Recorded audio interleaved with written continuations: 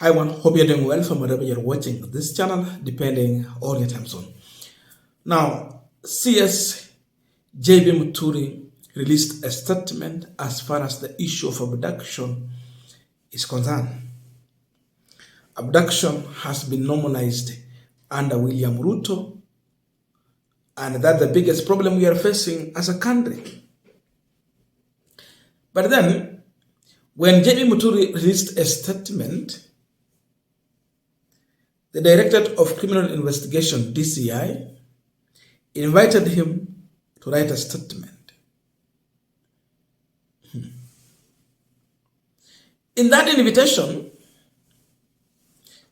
after the bombshell that JB MUTURI has released, DCI did not know that they are walking into a trap and they are going to expose their man and their boss, William Samoei Ruto. Because if you go through the statement that JB MUTURI has wrote at DCI, it exposes everything and is a clear indication to Kenyans to know exactly who is abducting them and who can give order for release. It's well detailed how he was able to call, in fact, a friend from NIS who called him and told him, "We are holding to your son." He had to call NIS General Nudin Haji. He refused to pick the call. Then he had to call DCI, Omolo. Then he had to call in Kindiki. But all was in vain. Until when he made a decision to drive to State House and meet the president. At least with this position, no one will block him from meeting the president. By that time, he was the AG. This last year, and the abduction happened when he's serving this government.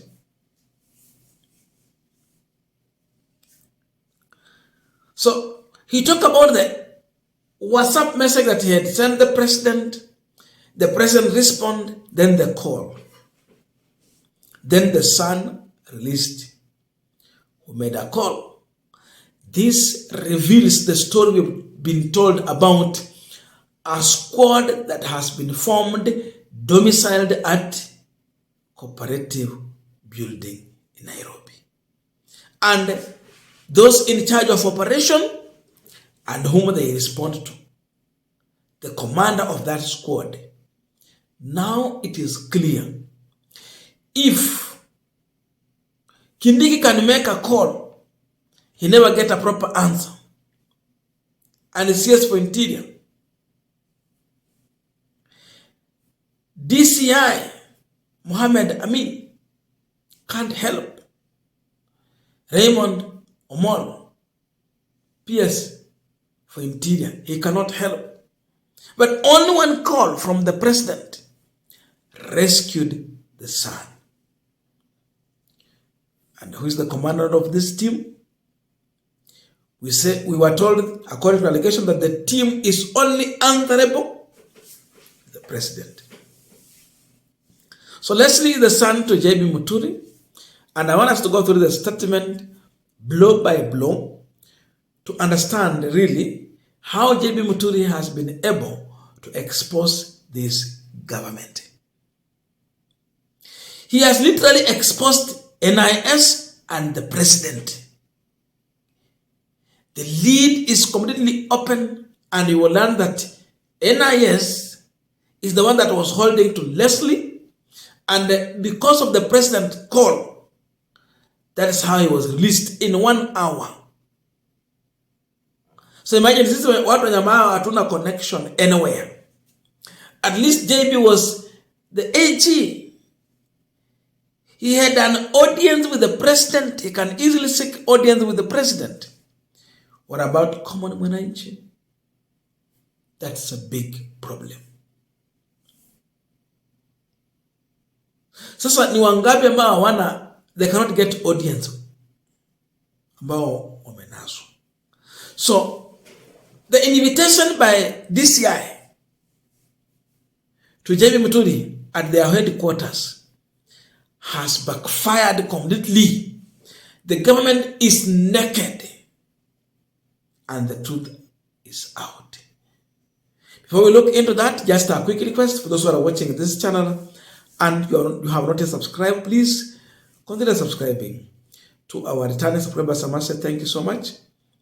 And again, to all our viewers, please give this video a thumbs up. Thank you so much, and back to our discussion. Now, here is the statement by Justin Bernard Njoka MUTURI.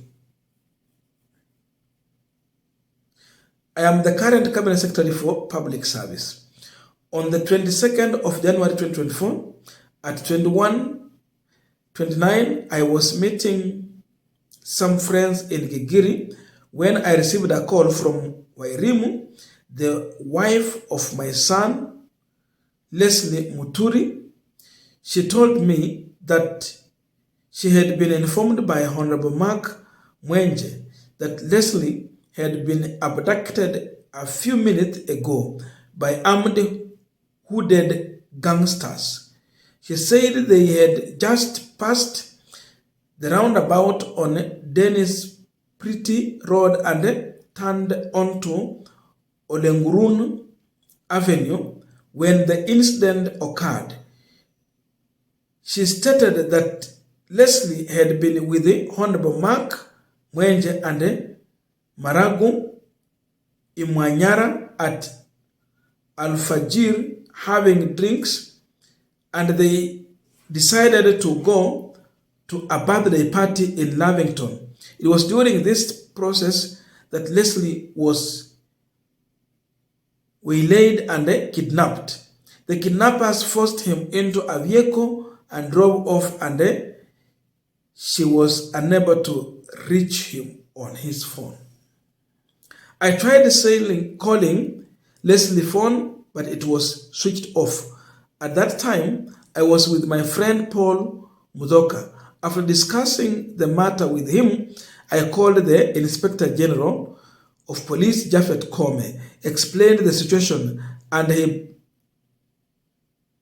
promised to circulate the information among various police stations and call me back. Shortly afterwards, Mark Mwenje called me from the scene and described what had happened. He said the vehicle that abducted Leslie was a white box Prado, and armed men brandishing AK-47 rifle and wearing hoods had blocked Leslie's car, opened the driver's door and pulled him out while the car engine was still running. Mwenje noted that at that time he called me Leslie's car engine was still running.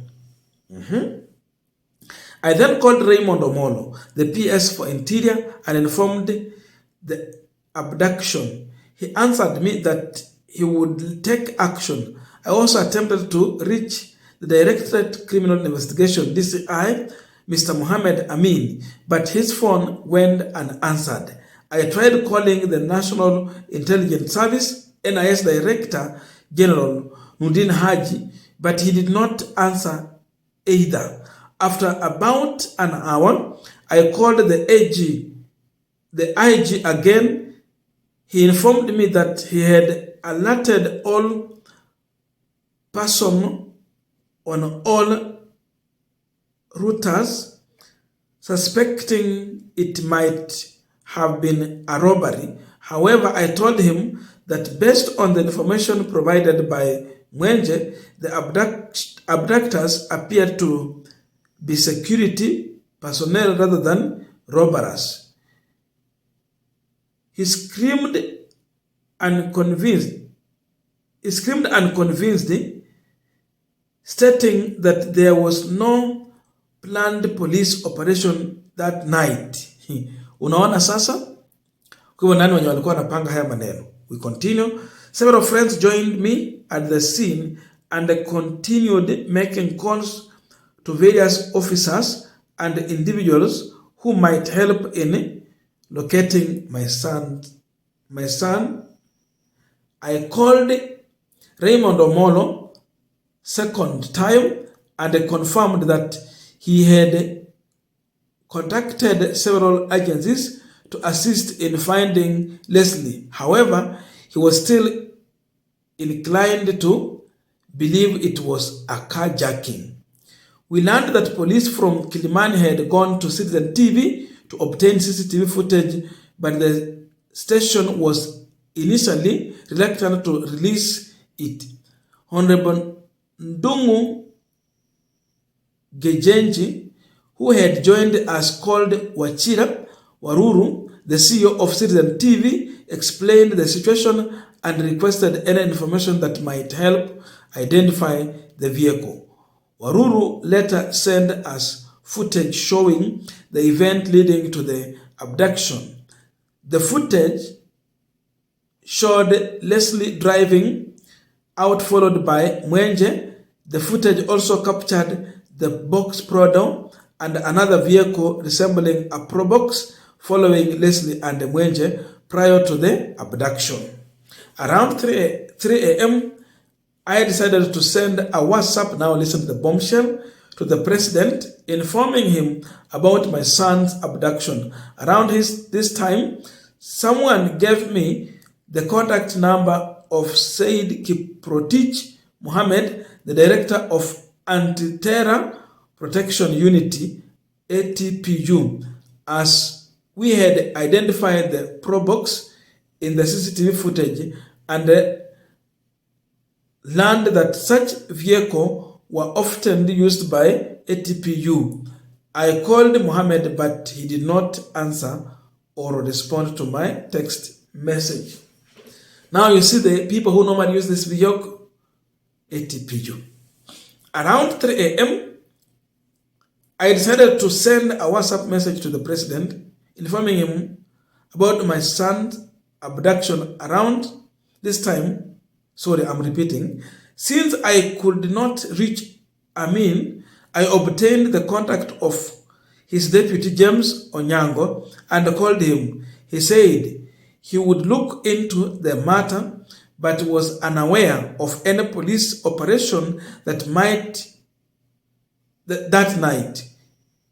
We eventually retired to our home around 5 a.m. to refresh up. While at home around 8:15 a.m., James Onyango called me, informed me that they had checked everywhere, but there was no response case of that matter. He promised to intensify their search effort. Shortly afterward, Said Kiprotich Mohammed called back after I explained the situation. He answered me that there was no ongoing operation and that ATPU was not involved. Wanakataa.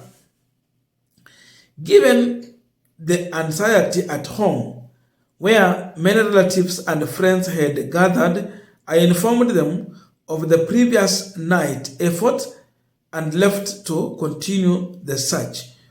We returned to Gigiri and met with the friends who had also been searching various police stations without success. Between 10 a.m. and 11 a.m., a friend from NIS called me, now you see, informed me that my son was being held by their people. I shared this information with my friends, and it was agreed that I should call Nordin Haji again. Despite multiple attempts, he did not answer. Just before 1 p.m., I decided to call Professor Kithure Kindiki, the CS for Interior. After explaining the entire situation, he expressed shock and assured me he would contact Nurdin Haji, feel fit. Nurdin Haji, Professor Kithure Kindiki called back saying he had spoken with the DG of NIS who denied holding Leslie. Despite my insistence that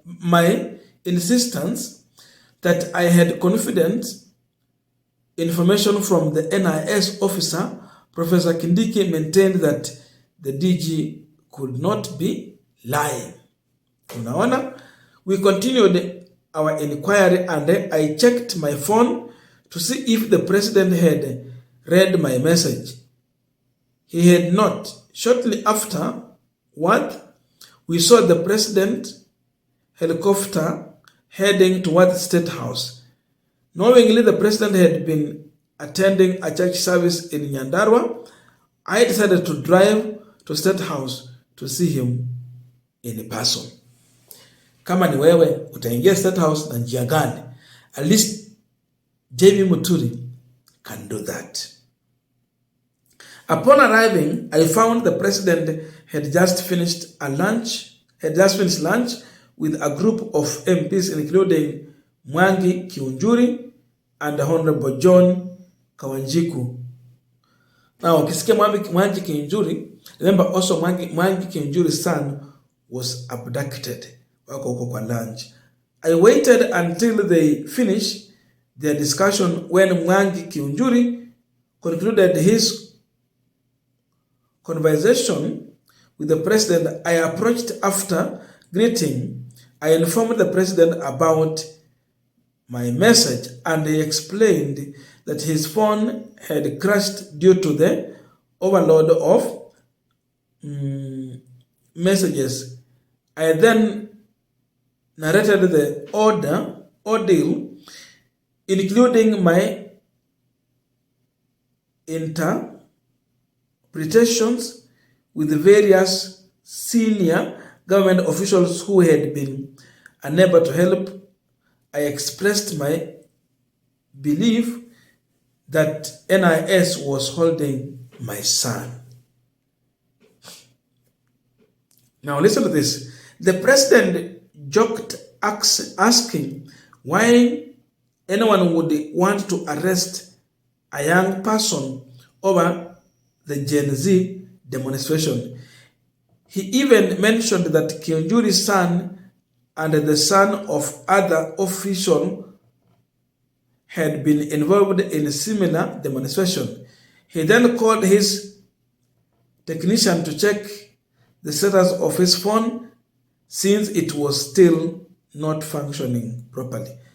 I requested that he call Nurdin Haji directly.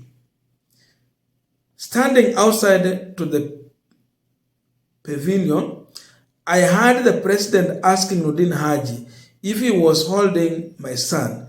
Nurdin confirmed, now the bombshell, that indeed he was holding my son, and the president instructed him to release Leslie immediately.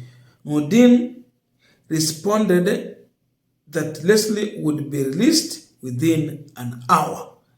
Now, this is a bombshell. After thanking the president, I drove out of State House and rejoined my friend in Gigiri and explained what had happened. Slightly over an hour later, Leslie called me and said he had been released and was at home. I then went home to see him. This is true and accurate recollection of what inspired Justin Bernard Muturi. Ni nini ingine taongeza pale? It was just because of William Ruto's call, JB Muturi's son was released. What else do you want to know beyond this? So who is leading this operation?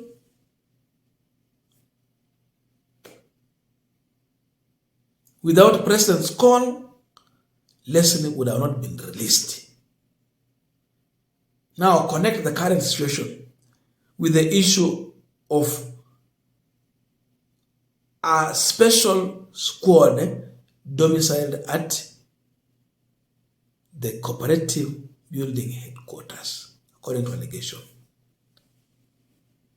That is it. One man who the commandant team report to.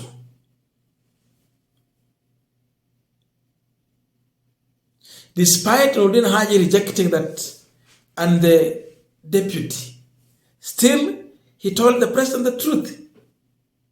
They are holding to his son.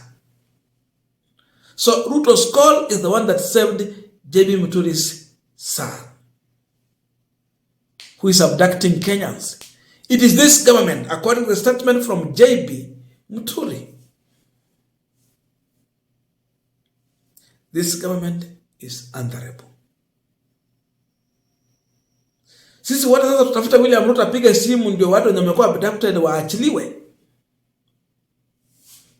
It's a call for a mass protest to release all the abductees.